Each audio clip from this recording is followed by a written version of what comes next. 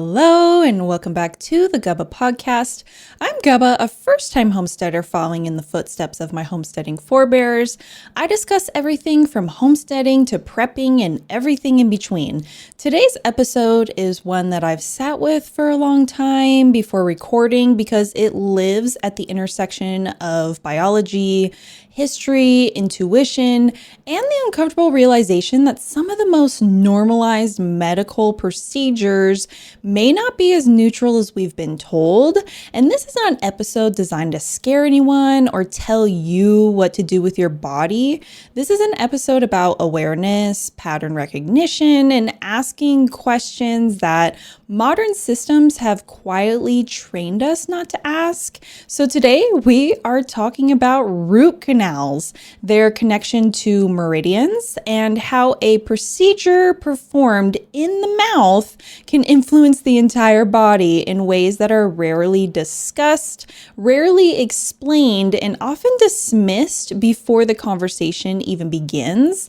And health conversations only become controversial when they challenge convenience. So for decades, we've been taught to trust these systems without truly understanding them, to quiet symptoms instead of tracing causes, and to accept that some procedures are simply standard and therefore beyond question. This episode exists to slow that process down and invite a wider understanding, one that honors the complexity of the human body rather than reducing it to isolated parts. And before we get into today's episode, I want to take a second to talk about something that ties directly into this conversation about the body, chronic stress, and what happens when we ignore signals for too long, and that's skincare. So for years, I did what most people do. I trusted labels. I trusted the marketing. I assumed that if something was sold in a clean looking bottle and called medical grade or dermatologist approved, it must be safe.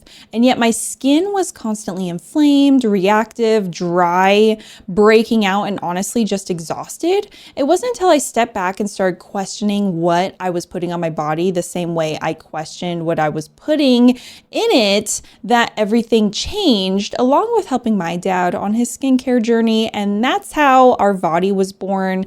I started using tallow because it made sense. It's biocompatible with the human skin. It's rich in fat-soluble vitamins. It doesn't disrupt the skin barrier or hijack the body's natural processes. And most importantly, my skin finally calmed down, not temporarily, not with a purge phase, but genuinely healed. So our body is my clean skincare line built around that philosophy. No endocrine disruptors, no hidden fragrance, no ingredients your skin has to fight against, just intentional formulations designed to support the skin instead of overriding it. So if you're tired of products that promise results, but leave your skin more stressed than before, you can find my tallow-based skincare and serums at ourvadi.com. This is not about trends, it's about returning to what actually works. So let's dive into today's episode. So for most people, dentistry exists in a completely separate mental category from overall health. Teeth are treated like mechanical components.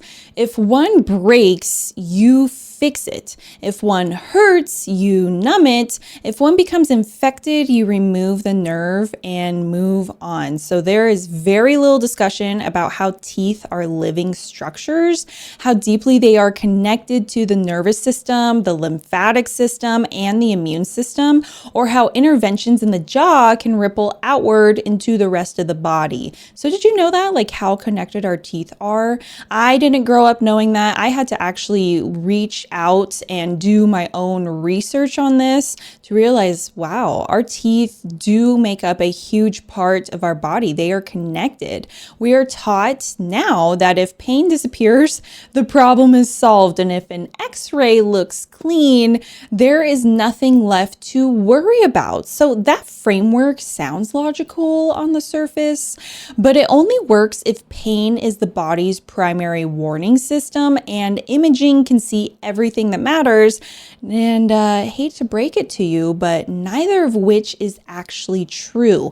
So modern dentistry has trained us to equate the absence of pain with the presence of health. So pain is only one form of communication, and often it is the final one, not the first. The body is capable of compensating for stress silently for years before symptoms become loud enough to be medically recognized. How many of you know that a tooth is not an isolated object, like I had mentioned? I feel like it's not super common knowledge. When you go to the dentist, you really are treating it as separate from your body, but it is a living organ with blood supply, nerve tissue, lymphatic involvement, and immune activities. Inside every tooth are microscopic tubules, tens of thousands of tiny channels that once carried nutrients and immune cells when the tooth was alive. So these tubules are not removed during a root canal procedure. They remain embedded in the tooth structure. So when a root canal is performed, the nerve and pulp are removed, but the physical tooth remains anchored in the jawbone. At that point, the tooth no longer has circulation. It no longer has immune surveillance. It no longer has the ability to clear waste or respond to infection. A root canal creates a dead structure inside of a living system. So think about that. If your liver was dead, stomach was dead, any other organ, you wouldn't leave that inside of your body. It'd be causing problems. So this is not a philosophical statement. It is a biological one. Living tissue depends on circulation to function, defend itself, and heal. In nature, dead tissue does not coexist peacefully with living tissue without consequence. So when that circulation stops, metabolic waste accumulates. So when waste accumulates, bacteria thrive. Specifically, anaerobic bacteria, which do not require oxygen to survive, flourish in sealed, oxygen-deprived environments like treated root canal teeth. So these bacteria are not neutral.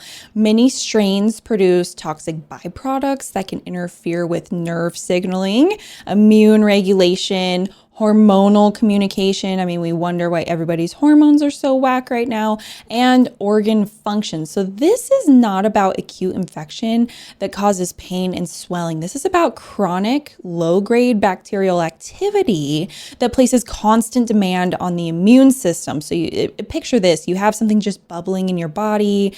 You can go day to day. It's not acute, but you just don't feel well day to day, and you don't know where that's stemming from.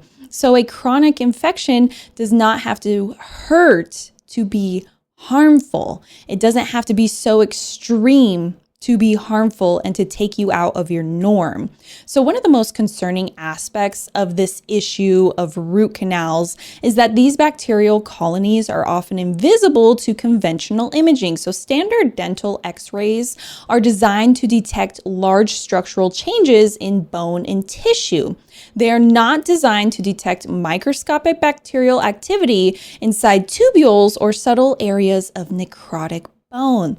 This means a root canal tooth can appear perfectly normal on imaging while still harboring chronic infection. There may be no pain, no swelling, no redness, no obvious signs that anything is wrong. The absence of symptoms, again, does not mean the absence of stress on the body. The gap between what we can see and what actually exists is where chronic health mysteries begin. And I want to pause for a minute because if this episode is hitting something for you, if you're realizing how deeply connected the body is and how often we're taught to ignore that, this is exactly why I created my holistic homestead guide. This isn't about quick fixes or chasing symptoms. It's about understanding how food, herbs, stress, environment, and daily habits all shape your health over time.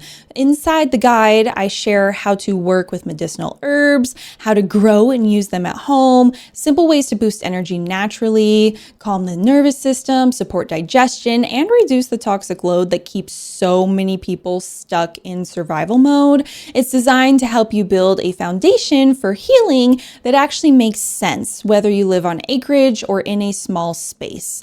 This is about bringing health back into your own hands instead of outsourcing it to systems that do not see the whole picture. You can find my holistic homestead guide at shop.gubbahomestead.com, and it's written for anyone who feels that pull toward living in a way that truly supports the body, because the human body is remarkably adaptive. When faced with chronic low-grade stressors, it compensates, it reroutes energy, it shifts priorities. The immune system remains slightly activated, inflammatory signaling stays just elevated enough to matter, but not enough to trigger emergency intervention. Over time, this background stress can manifest far from the original source.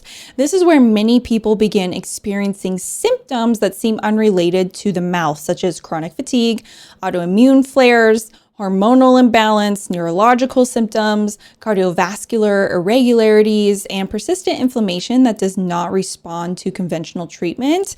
And I personally had a family member going through this. They had chronic neurological symptoms going on for years. And I was like, hey, you have root canals. Have you looked into this? Well, they sought out a holistic dentist, got their root canal taken out, and guess what? They no longer have those neurological symptoms they were dealing with for years. So instead of asking where the stress originates, we are often taught to manage the downstream effects, to suppress inflammation, regulate hormones, or calm the nervous system without asking why the body is in distress in the first place. And I feel like some doctors will laugh if you want to ask, well, what is the root cause? They think you're being woo-woo or crazy, but your body is a masterful creation and it is working. Like I said, it can compensate. So what is it compensating for? What's at the root? Why does it have to compensate in the first place?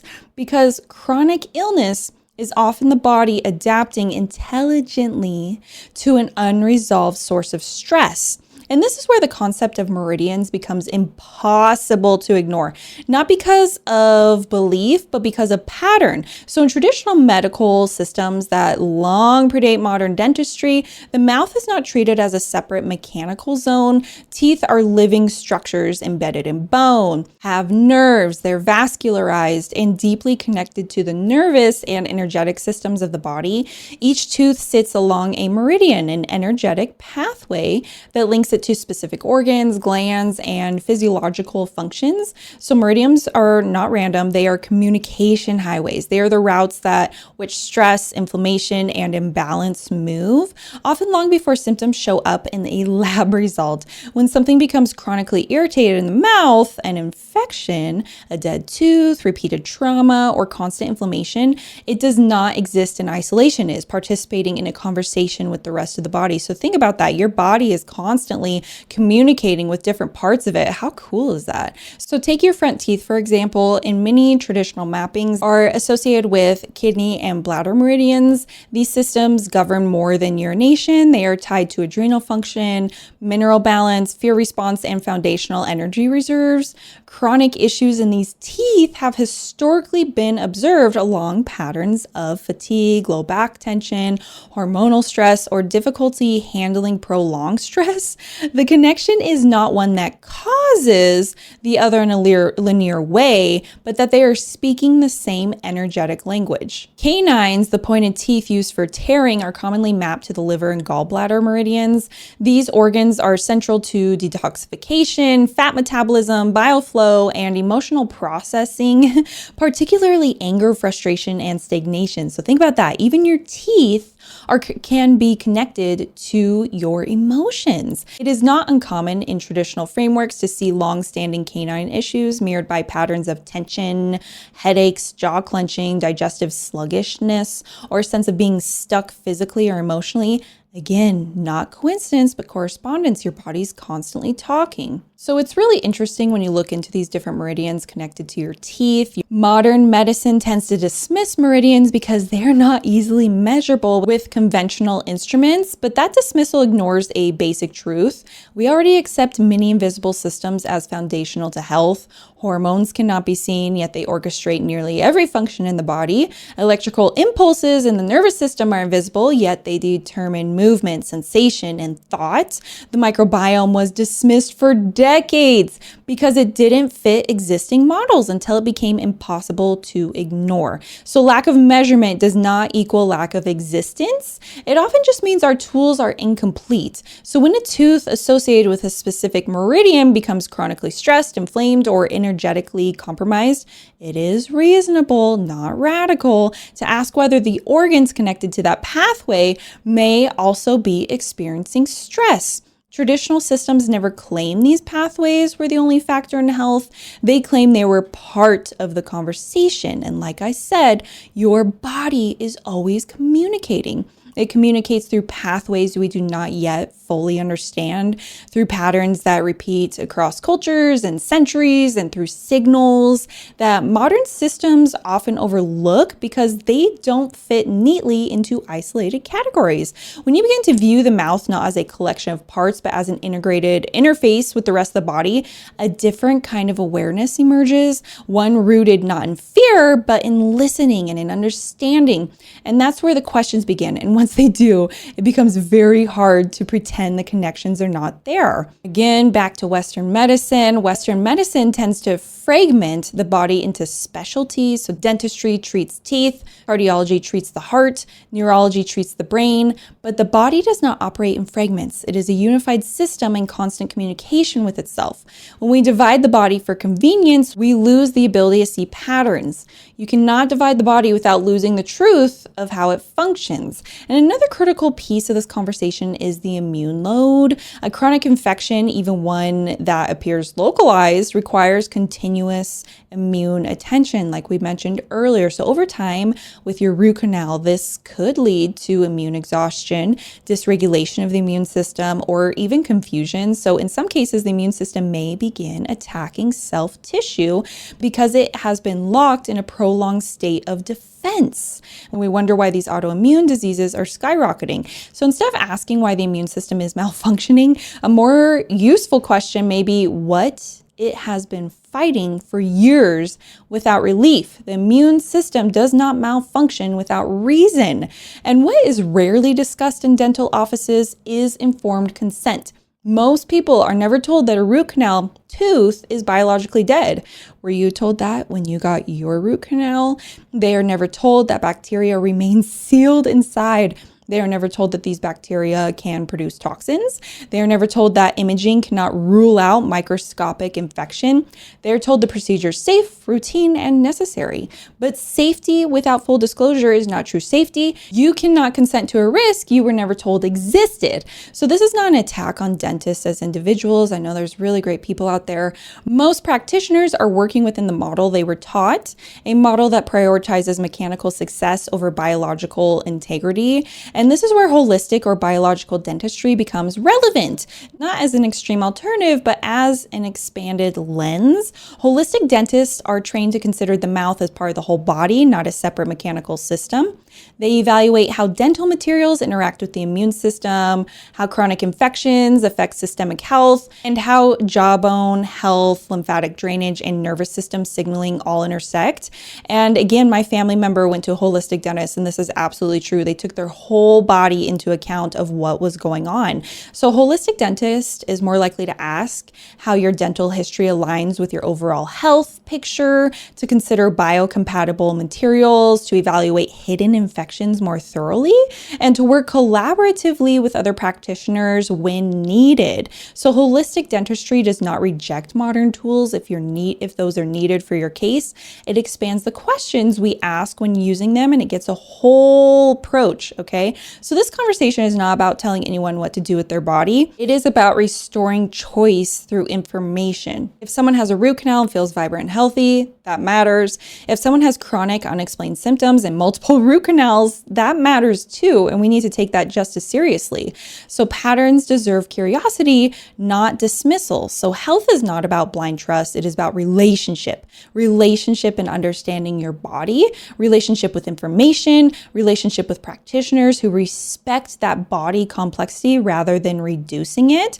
And just a reminder, your body is not broken. It is responding intelligently to its environment. The mouth is one of the most neurologically dense and bacteria-rich environments in the body. So treating it separate from systemic health is convenient, but convenience does not equal truth. Sometimes the root of the problem is not metaphorical. It is literal. It could be your root canals. I just want to say thank you so much for tuning into my podcast. I hope that you enjoyed this conversation and that you are more informed on what root canals really are, that they are dead tissue living inside of your body, and what potentially the downstream effects could be. And hopefully you feel more confident going into a dentist's office and asking questions. So I hope you have an amazing day, and I will see you next time. Bye.